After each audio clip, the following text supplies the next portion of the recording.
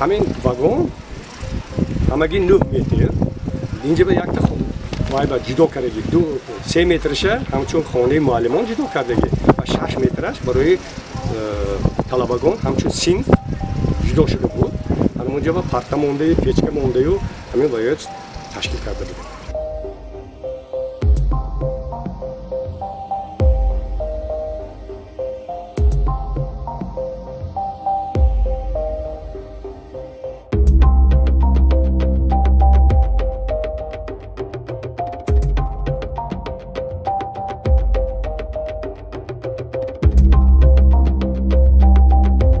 امروز صنفخانه ها برای ما نمیرسد. من یک هر دو واگن حساب کتابخانه.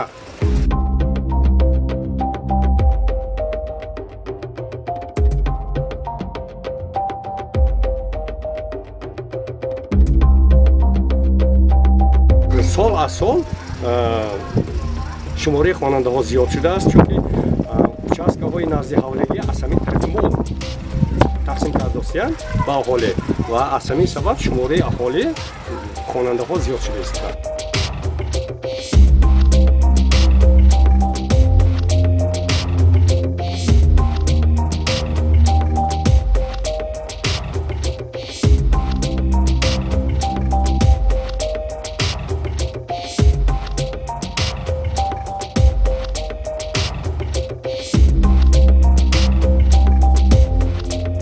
ساختمان این دو صنفخانه از ماه ایولی سال 2020 آغاز گردید و طوری حشر با یاری مردم کار را آغاز نمودیم. بعدتر ضرورت پیدا شد که ما به تشکیلات غیر دولتی مراجعت نماییم و با تشبث فرزند همین دیار تاجر محیدین با دیگر تشکیلات ها همکاری نموده همین دو صنفخانه را ما امروز ساخته و استفاده کنیم.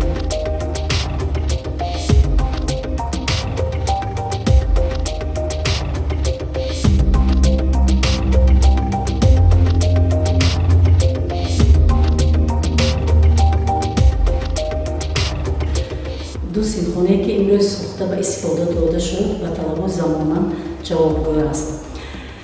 با استال با میز و کرسی های نو تجهیز آورده شد. با یک دسک الکترونیک یک دور و پوره تعمیر کرده شد.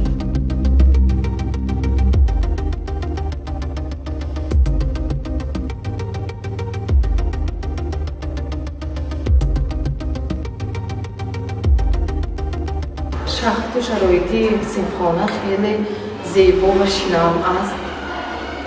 با همه چی شرایط های زمانوی جهاز دانیده شده است. ما خیلی خرسندیم.